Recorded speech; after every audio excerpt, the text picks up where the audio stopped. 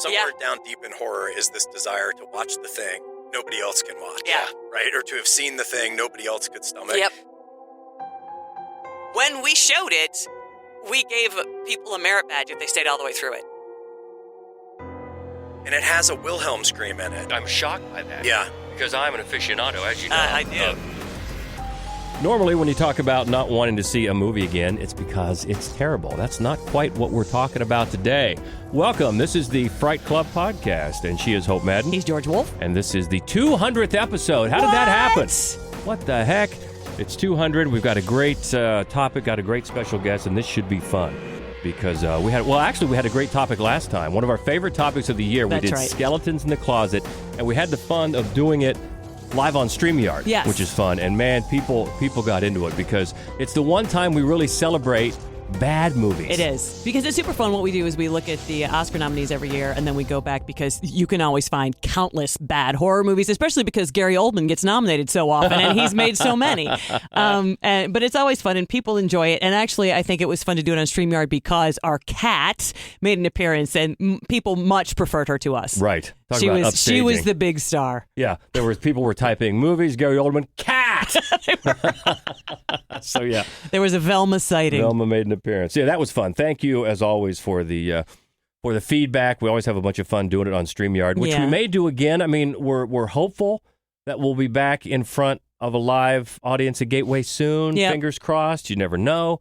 So we may do that, or we may do another StreamYard. Yeah. There were some, I think, on the list of people we're not familiar with. I know Omar was excited now to get a chance to see Daniel Kaluuya in Chat Room when he was very young. He looked so young in that. And then, of course, Insect Woman is a lot of people were wrong-headedly committing to watching Insect Woman. Well, everybody loves her right now. Yeah, it's hard not to. But I doubt anyone had seen that movie. I'd have been shocked. It was hard to find. Yeah, I had never heard of it before. So that was fun. Thanks again. It's our 200th episode, and this one kind of talk about feedback. Mm-hmm. This whole topic kind of came out of a great thread that we had going on the Fright Club podcast Facebook group, and now get ready because here it comes, the obligatory. I'm not begging, am I? Am I begging? No, you're not begging. That we would love to have you in that Fright Club podcast Facebook group. Just send an invite, and we'll try to. Every time I try to break a record of how quickly I will approve it. Okay. Right. So we'll see if we can do that. But we'd love to have you in there. It's a lot of fun. And we mentioned, I mentioned just kind of a lark one night. You know, what horror movie are you never going to watch again? And I threw out there one because I think it's terrible, Cannibal Holocaust. Yes. Yes, it's gross, and, we've talked about that before, but it's a terrible movie. So that was really the reason I didn't want to see it again. But then we started off into this whole area of, well, what about good movies that you don't want to see again because they're so upsetting? And that's what we're doing today. Right. It wasn't our original plan. Our special guest, we knew that we wanted to have him on to celebrate our 200th, do something big for the 200th. And he and I were talking about a completely separate topic, which now he has committed against his will to having come back on and do some other time. But this was George's idea, George's topic, and it did take off so well. We thought it would, our guest and I both thought that this would be a good one to follow up on. And there, Jason Tostovan. Yay. Right. So filmmaker and also co-founder and programmer for the Nightmares Film Festival. Woo-hoo! And one of the reasons that we thought Jason would be so great on this topic is because of the festival's Midnight Mindfuck category, which any one of those movies could easily, not that you don't want to watch them again. I don't want to watch them again. They're great movies and they're very disturbing. And it's funny because I don't think it's a category that people find in other festivals. One of the many things that sets this festival apart. So well, first of all, Jason, welcome. Glad to have you back. You guys, thanks for having me back. Congratulations on 200 Yay, episodes. Thank you. That's awesome for you and awesome for the world of horror. Oh, because, thank you. We appreciate I love it. what you guys are doing. So I'm proud thank of you. Thank you so much. And she brought up a good point that you, with your the Nightmares Film Festival in the Midnight Mindfuck category, maybe you have a higher tolerance for this. I don't know. I'll let you speak to that. But you also started you threw it out on Facebook the other day that we were going to record this, and you mentioned the topic, and people just started throwing out these movies and gave us more to talk about, some more great titles. Yeah, it's funny, isn't it, that this is part of horror. Somewhere down deep in horror is this desire to watch the thing nobody else can watch. Yeah. Right? Or to have seen the thing nobody else could stomach. Yep. So, it was like lots of energy. Lots of people have a perspective about this. Whether I have a different tolerance or not, I'm not sure. I think we all have different triggers.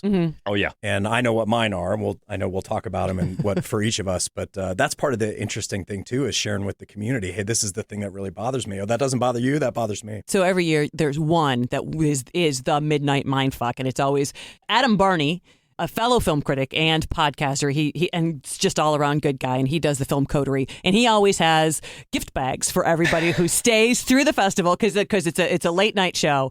Yep. And he makes really as do you the festival makes really a celebration of this one particular film that is basically daring you to sit through, right. and every single year people love it.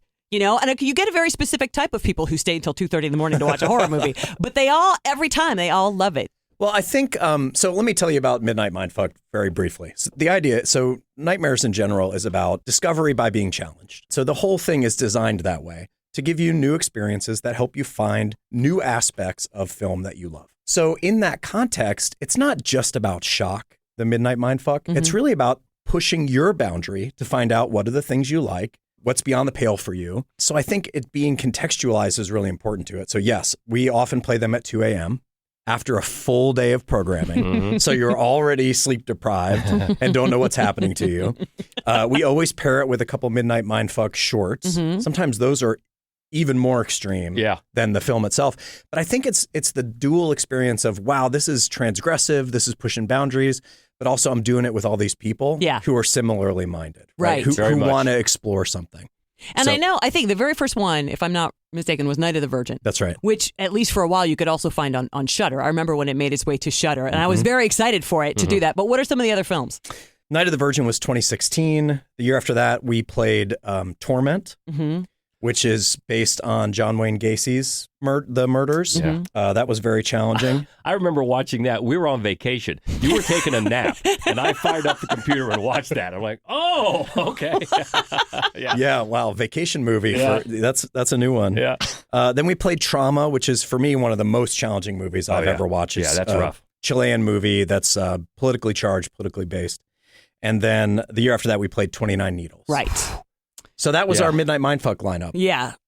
Now, last year we had a virtual festival we called Masquerade. We didn't designate a Midnight Mindfuck film, but those are the 4 that we've played before. They are, all of them challenging, but rewarding in their own right. Oh, for sure. And before we get into our top 5 list, because we're going to talk about a bunch of other movies, just run down some of the ones that we saw mentioned in our Facebook group that are very worthy of being mentioned in this topic, because there's some great ones here. The one I think that got the most comments was Cannibal Holocaust. And we're not going to talk about Cannibal Holocaust, not just because you don't like it and I don't like it, and we don't like it, which is a big differentiator, right? Right? So we are not talking about movies we dislike. That's not how they make this list. And of course, Cannibal Holocaust, there's very little cannibalism. If that's my first complaint, that's probably weird. But it's really just a rape movie where they kill a turtle that was probably literally over 100 years old, given its size. It's just, there's no good reason to watch it. And it's not a good movie. No.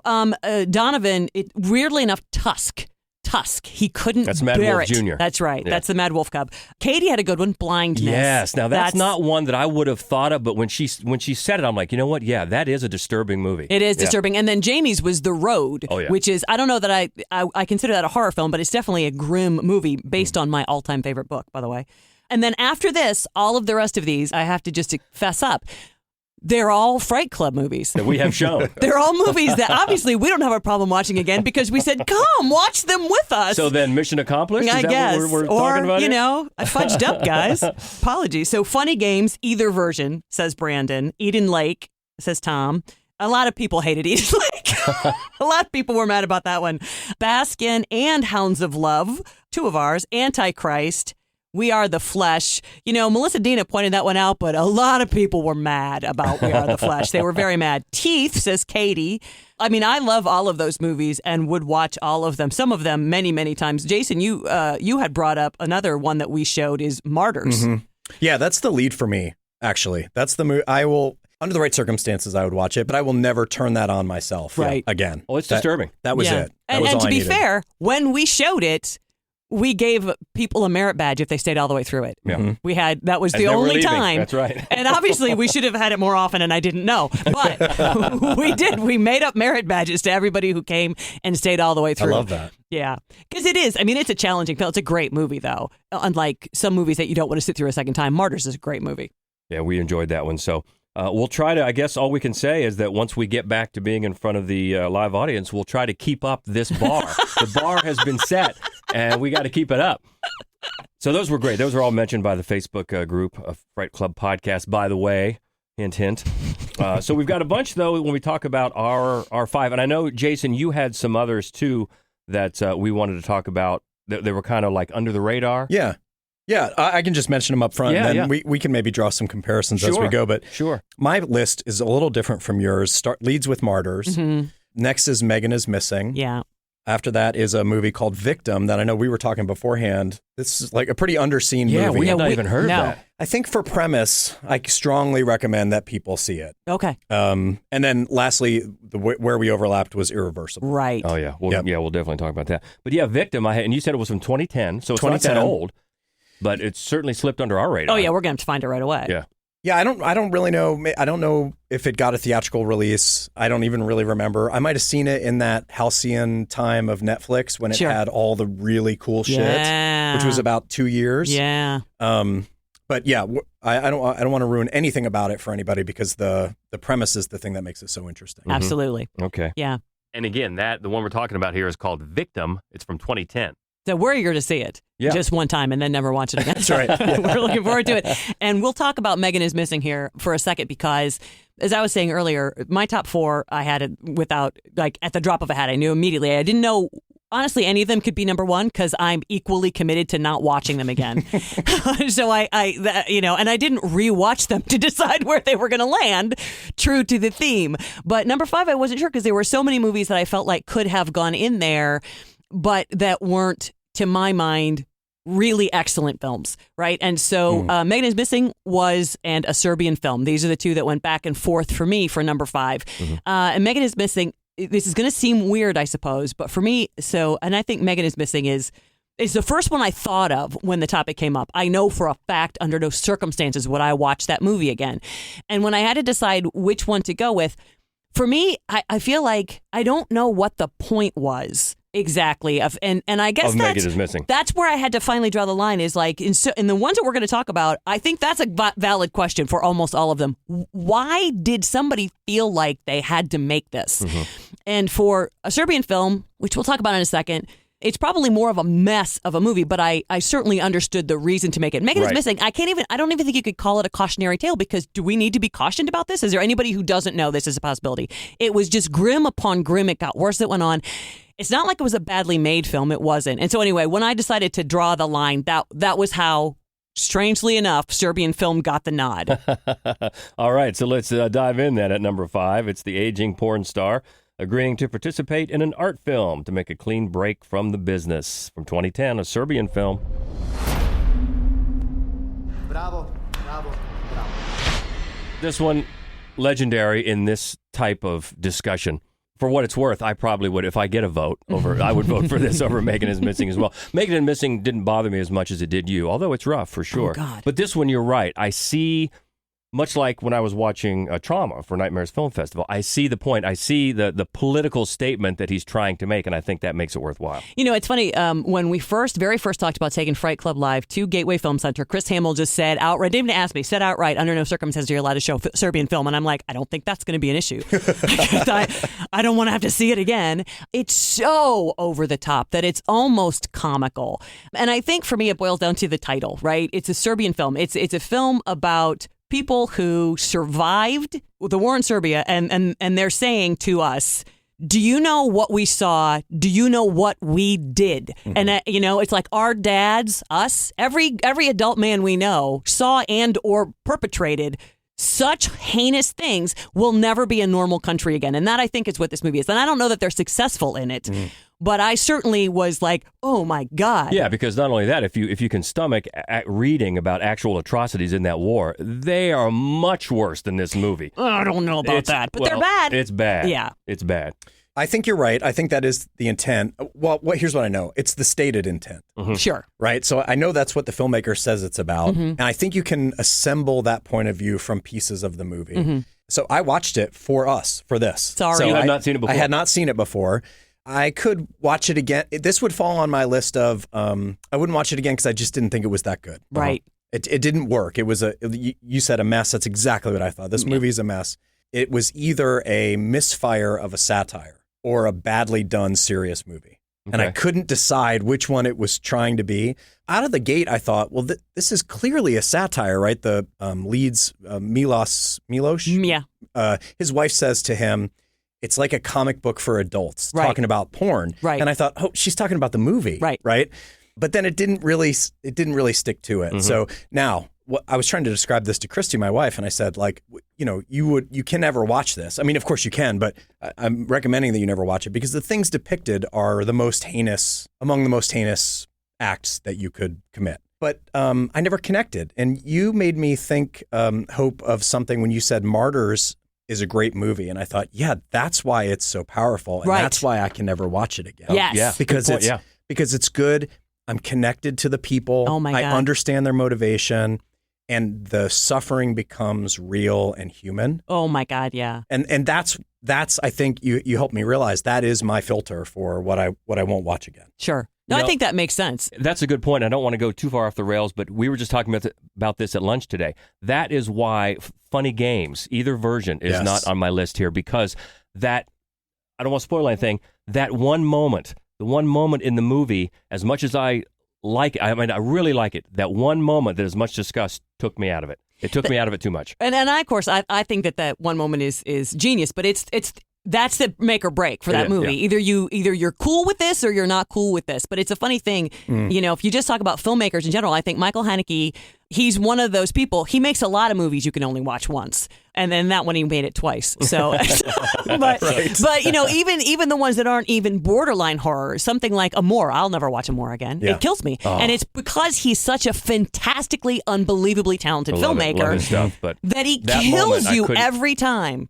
So sort of like you were just saying, with it just took me out of it long enough to have it not connect with me as much as some of these others. Well, I feel like I think I need to fess up. The one Midnight Mindfuck I didn't watch because George, like you with Christy, George is like, you're not going to like this. I don't think you should watch it. Is Trauma, which, as far as I can tell from our earlier conversation, is basically a better version of a Serbian film. So when people say, I want the experience that's promised to me from the zeitgeist about Serbian film, I'll tell them to watch Trauma. Right. I think that is the movie that people say Serbian film it was or wanted to be. Right. So number 5 on our list from 2010, a Serbian film.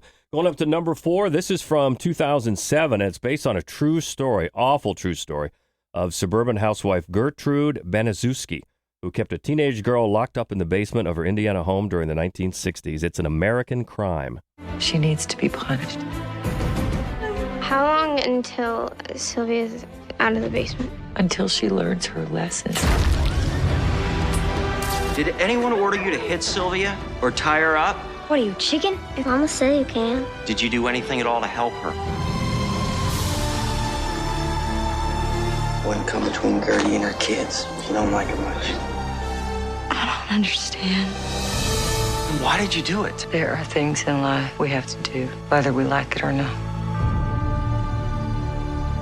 I don't know why this story was so popular in 2007 because it actually happened in the 60s, but there were 2 films made of this woman and her crimes in the same year in 2007. So the Jack Ketchum pen, The Girl Next Door came out the same year. And true crime is tough, right? Because like a lot of what we're going to talk about, you have to ask yourself, is it right for us to sort of wallow in this? And this story is so incredibly devastating. And one of the reasons why I think An American Crime is the harder one to watch is because it's the better made film. Yeah. And a great deal of that lays on Catherine Keener, the glorious Catherine Keener, so good in everything. There is not a wisp of caricature to her performance. She's so eerily perfect in this that you almost feel like you understand her thinking, which is so hard to take as you watch what happens. And the ironic thing about that is, when she first read the script, she said, "No way, I am not doing this. It's disgusting." But then she could not get the story out of her head. She couldn't get, and she came back and said, "I have to do this movie to get it out of my head." And you're right, she's so good. I think you're right. It's the better made movie of the 2. I don't know if you guys know this, but it got hung up in distribution. It never got a theatrical release and ended up getting released on Showtime. So this is another one that sort of, I think, escaped a lot of people. Right. And I think most people have seen the Ketchum version. Mm-hmm. This is by far the superior movie, and the performances are extraordinary. It has a hell of a cast. It does. Like, you look at this cast, I had this question, George. I thought, how the hell did they get anybody to do this movie who had a career just because it's such tough content? Yeah.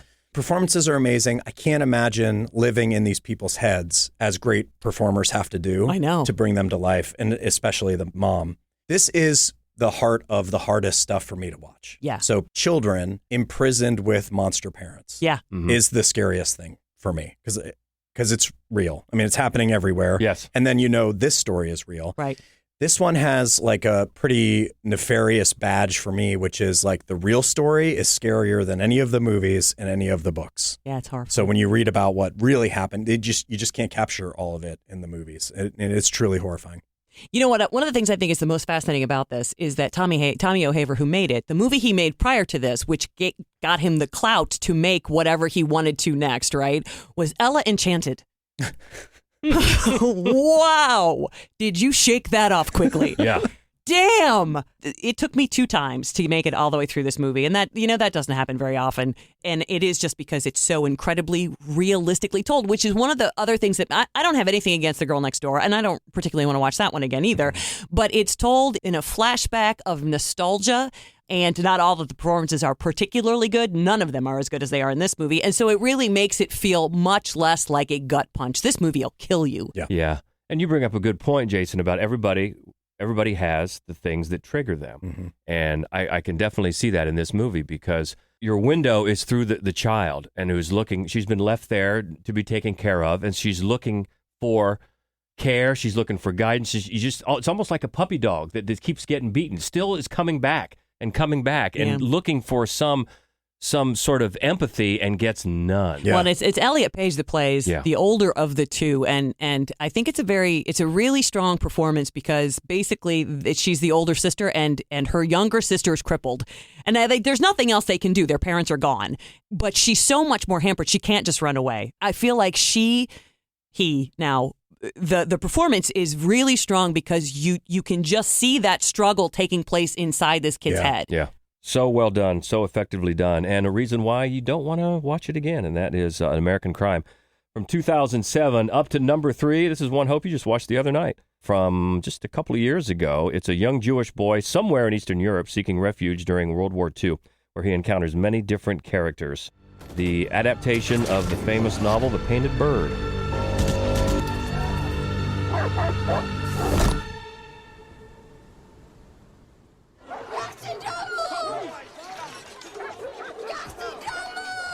I saw this right before it came out, and a lot of people know the book. And one of the things that I was saying was, yes, it's incredibly brutal, but at the same time, it's incredibly beautiful to watch.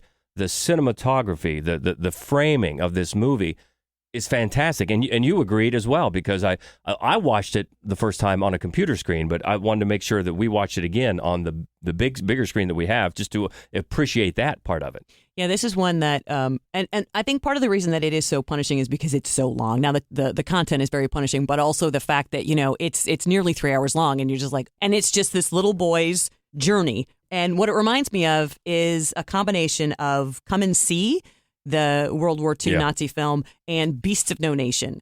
Because it's a look at a corruption of innocence, which is the theme for a lot of horror films. But this is a really step-by-step look at how innocence is just really ruined on every imaginable level and then built back up into something else, which is also what Beasts of No Nation is, and to a certain degree also Come and See. And I was thinking, too, watching, because it is so beautiful. It's so beautiful. And it's not just because the cinematography is great, the framing is great. What the director chooses to show you and not show you is one of the things that I think makes this a much better film, probably than anything else on the list, is that it's really expertly told in that way. And I felt like, I said this to you, a double feature that would be perfect that I couldn't possibly sit through would be this and Haneke's White Ribbon. Oh, yeah. That would be fantastic.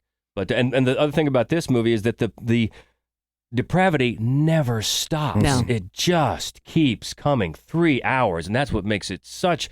You feel like you're beaten up. Yeah, I wrote down while I was watching. I also watched this for our episode. I wrote down while I was watching, this is what would happen if you had Cormac McCarthy write Tom Sawyer in World War II. Oh, my God. Right? Nice. That's exactly right. That's this movie. Yeah. It is one vignette after another in this like nightmare upside down war-torn world. Yeah. It played to me very much like a dark fairy tale. Did either of you have that experience? Yes, absolutely. Sure. Yeah. Sure. I appreciated, I was going to say enjoyed, but I don't think you enjoy this movie. I appreciated the movie. I did think the runtime made it a bit of an endurance test, along with the fact that it's vignettes, right? It's not a plot. No. I mean, there's not a story. There's this kid going from one tragedy and trauma after another.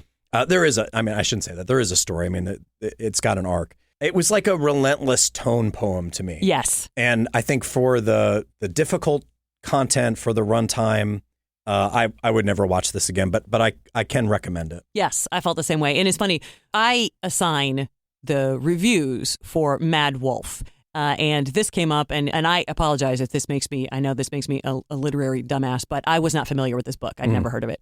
And I just saw an image from the poster, and it was beautiful in black and white of the two holding hands across the straw. Oh, yeah. Obviously, I had no idea what that scene was, and I thought to myself, I'm looking at our Kat McAlpine. She might like this. She did not. She did not. She was texting me. She's like, I still have 2.5 hours to go, and I want to kill myself. And I was like, stop! Don't watch it. We'll watch it. I didn't know. Well, it was her review, which was very good, by the way. It was very good. That made me then want to watch it. And I went out of my way to watch it. Yep. You're right about the endurance test. And the little boy, he's so good. Peter Kotlar. He's so good. And the director, Marhal, just bumped into him, apparently, and thought he was so perfect but first he had him psychologically tested before he put him through this. And apparently he passed the test. And his little face. I know it. It's perfect. Yeah, he was terrific. And I wondered how separate he was from some of the things that were shot. Yeah, right. Yeah, I wondered sure. how much they shot without him on set. Yeah. Sure. Because that I did think of him, the person, not the character. I have to point something out to both of you, and it is the following. There's a Wilhelm scream in The Painted Bird. Oh. And so what do you make of that when I tell you that? So it's a 3-hour played can, right? One, I think, in Sweden. So it was it was a prestige definitely movie. And it has a Wilhelm scream in it. I am quite surprised by it, and I'm shocked by that. Yeah, because I'm an aficionado, as you know, I do. of the Wilhelm scream. But also, like you're saying, it just doesn't seem to fit at all. At all. It's when the Cossacks attack the village near the end. Wow. In the back third, a guy flies off his horse. Yeah. And we get the Oh my God! Wow. They do. I can picture it now. I'm floored by And then that. I was so quickly bothered into forgetting everything with that horseback rape scene. I'm like, oh God! And then I forgot about the Wilhelm scream. Yeah. Something else that stuck out to me in this movie is they dub Harvey Keitel.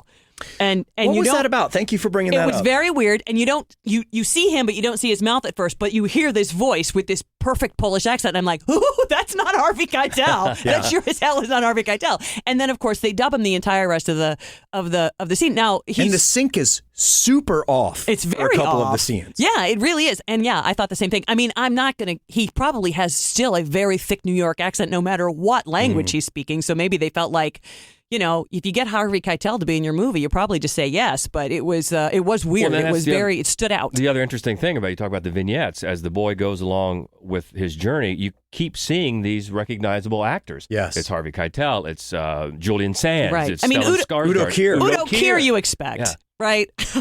I didn't. That was that was a very unusual experience too. It is a segmented sort of restart every 10 minutes. Yeah. And in part because of that, George. It's a really good point. Yeah. The Painted Bird from 2019, number 3 on our list of films we're not going to watch again, but not because they're horrible. Is that the most succinct way I can talk about this topic? Moving up to number 2. This one gets a lot of mentions when you bring up this sort of discussion. It's from 2002. Events over the course of one traumatic night in Paris unfold in reverse chronological order as the beautiful Alex is brutally raped and beaten by a stranger in the underpass. Irreversible.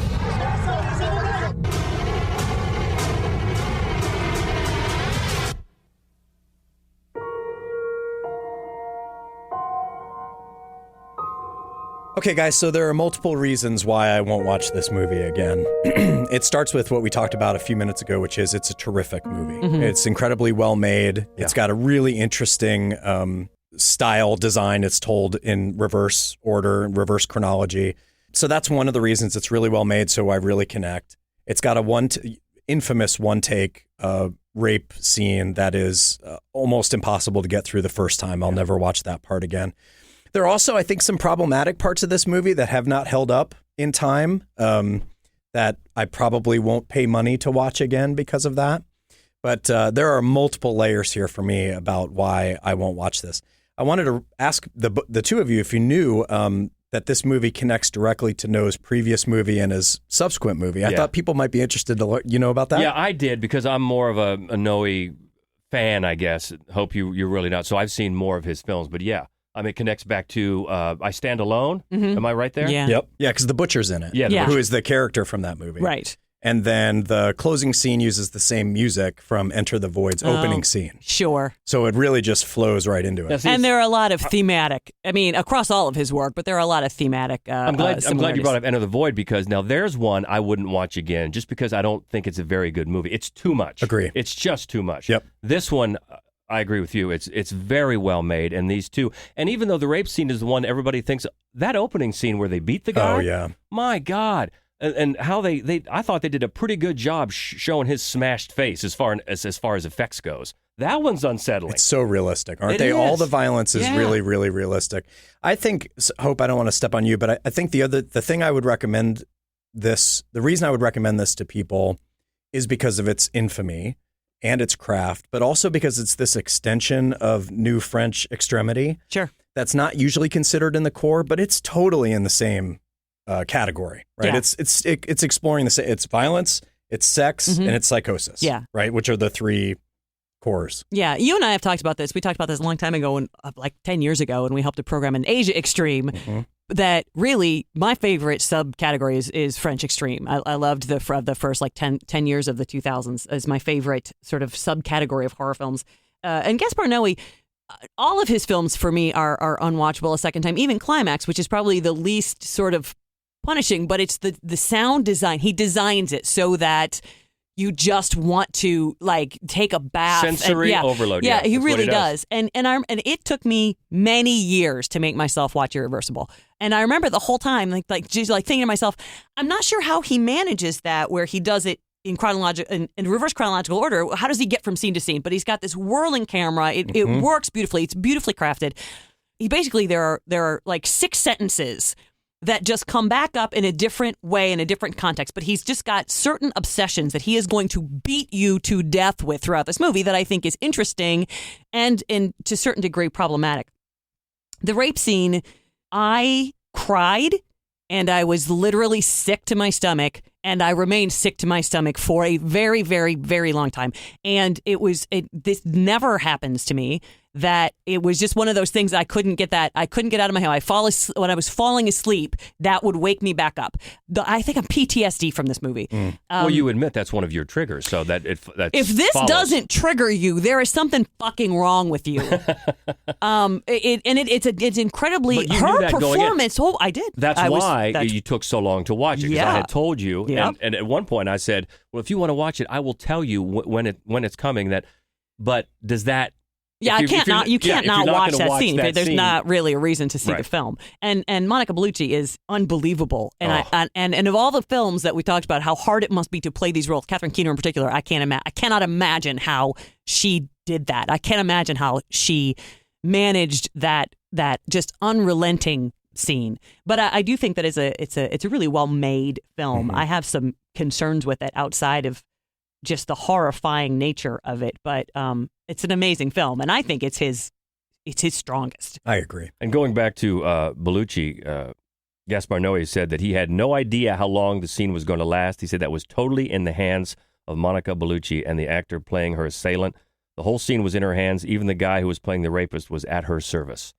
You know what? He's also great. I mean, it's hard to say that, but that's a profoundly believable performance, and he doesn't shy away from any aspect of it. Mm-hmm. His is a great performance as well. That scene is amazing. Yeah, that's what I was going to say. There's something revealing here about acting in these roles where to get a great performance, you have to understand the person that you're playing, right, and their motivation. And so I think, like we talked about, what a trial for the performers. But you may see some of the best performances you've ever seen. Oh, absolutely. In the most challenging, extreme challenging movies because of what's required for a performer to get. I'm not sure she's ever reached those heights again. performance-wise. It reminds me, she was very good. She was the lead in a World War II film called Milena, which is the first thing I ever saw her in. It was one of the very first movies I ever reviewed, actually.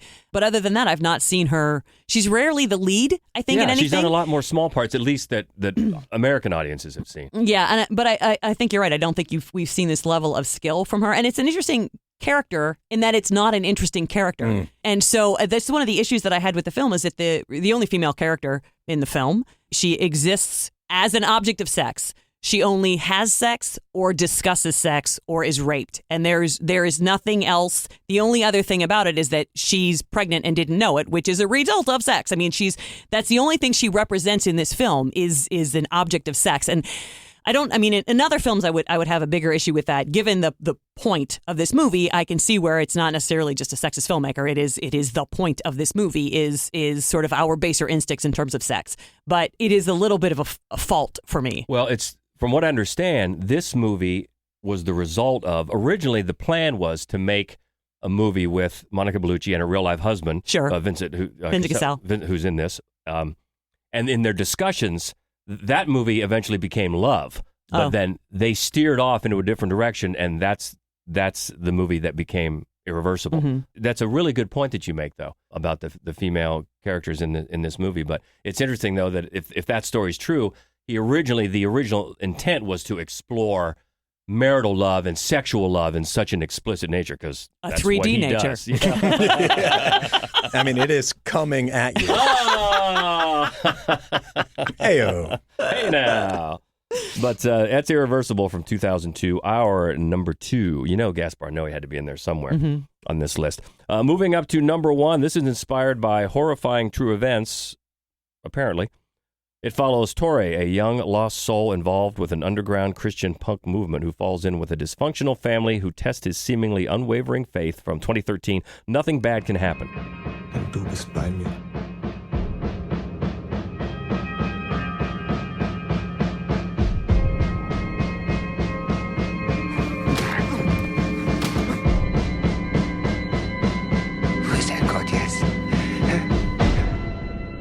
I said apparently true events because I tried to research and find out the actual story about that. I couldn't really find it. So I'm not saying they're lying, but if it is true, that certainly makes it more horrifying, because what this boy goes through is really gut-wrenching. Yeah, and true crime, as we were saying earlier, that with American crime, true crime films are sometimes hard to, I think, accept. And the ones that are made really well, you never want to watch again. Like Snowtown Murders is one of, I think, the all-time best true crime horror films ever made. Compliance we love as well. Obviously not to the degree of horror, but still, they're difficult to watch. This movie, we said earlier that lists like these are very personal, right? And most of the lists we do are very personal, but this is in particular very personal. And I understand that for a lot of people, this movie isn't going to hit them as hard as a movie where there's, a lot of child abuse or rape or something like this.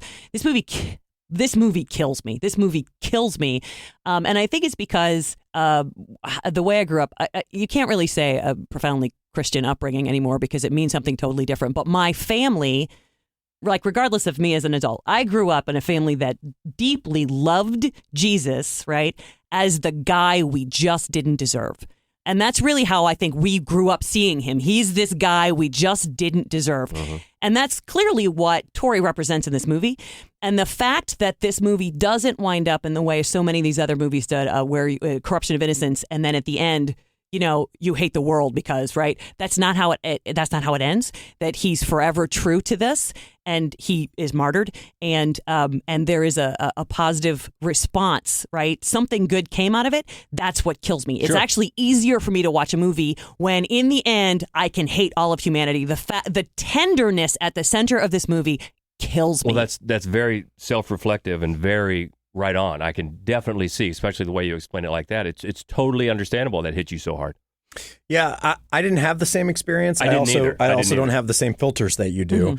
A little background for people on this movie. This is a German movie. This was this woman's this was her debut film. It played Cannes, and it is clearly philosophic, right? It is very much on its face.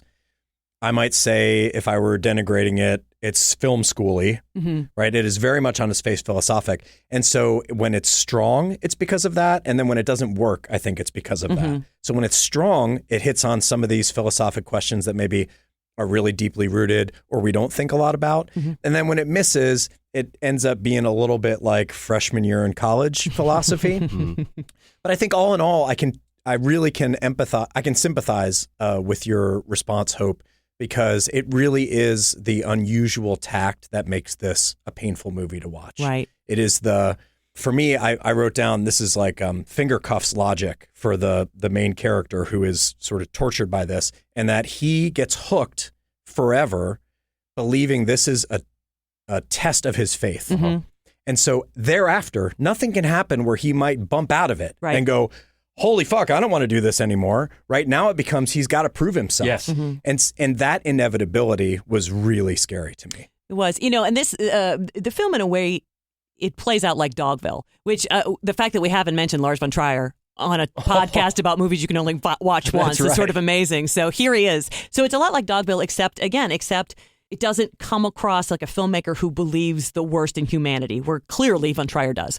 And Dogville is a representation of what he thinks about humanity. It also reminded me a little bit of Snowtown in the way the man gets his trust early on and then totally abuses it. Yeah, absolutely. And again, just like Snowtown, I think a very solid villainous performance. All the performances. Yeah, they were very good. The girl who played Benno's stepdaughter, Sani. Yes. She was great. I have no idea how to pronounce her name. I'm looking at the letters like, that can't be right. Just to look on like, where are all the vowels? Right. She communicated so much just through the looks on her face, either horrified or questioning, I thought she was great. Everybody, it was a really solid cast. Yeah. Here we are back at talking about people playing terrible people and them being great performances. Right. And I totally agree. I thought the villain, I looked him up and I've since forgotten his name. But he just was out of this world because he was complex and believable. Right. It's Sasha Alexander Gersak. I only know because I wrote it down. That's it. He plays Benno. Oh, he Benno. plays, the stepdad role. Yeah, but not just Benno, because the evil stepdad is a pretty common trope, but how slowly the rest of not only his wife, but then their friends get drawn into this. That's the thing. That's the Dogville aspect of it that I thought was really fascinating. Nothing bad can happen from 2013.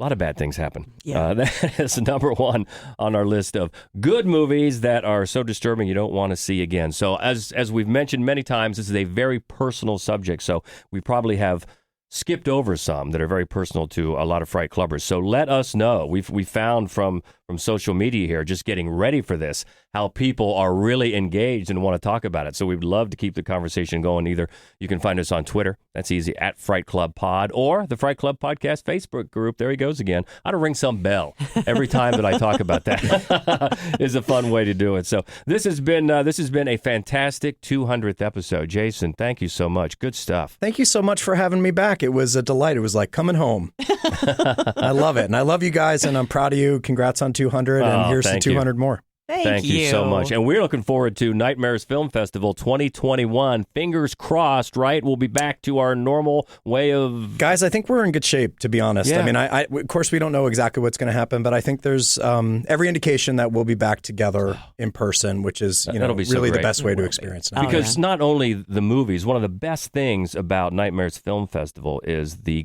culture of community that you've been able to foster. And losing that last year, although I thought the way you rolled it out virtually was fantastic. Thanks. I think I appreciate that. And I think whatever parts we did well were by putting the sense of community at the heart of the design. Yeah. Right. Like we were never going to do it if we couldn't give some semblance of that experience where people could connect and meet one another and discover, because it's just not the same without that. Yeah. Well, it was a great virtual experience, but we definitely look forward to getting back to the in-person community experience if we can this October. Do we have the dates yet specifically? Yeah, we do. They're October 21st through 24th. You can see all the movies we've played before and winners at nightmaresfilmfest.com, and follow us on Facebook where we're most active. We're also on Twitter. Awesome. And if you've never been to the great city of Columbus, Ohio, this is a great reason to plan your visit right now. Yeah, you're not lying. 200th episode in the books. Thank you so much. And we've been so geeked about getting ready for this episode, you don't even know what's coming next. I have no idea what our next episode is. So surprise. That's right. Well, in the meantime, let us know. I know there's a lot of fertile ground for conversation here. So So let us know what you thought about any of these movies. And Jason Tostovan, again, thank you so much. This was fantastic. You're probably our most frequent guest, and for a good reason. That's right. I love being on, and I'm happy to be on anytime you want me to. Oh, thank you so much. So until next time, she is Hope Madden. He's George Wolf. And this is the Fright Club Podcast. You remember the out? Hey, in the spirit of Irreversible, I'd like to say, friends, my frightful stay. Nice.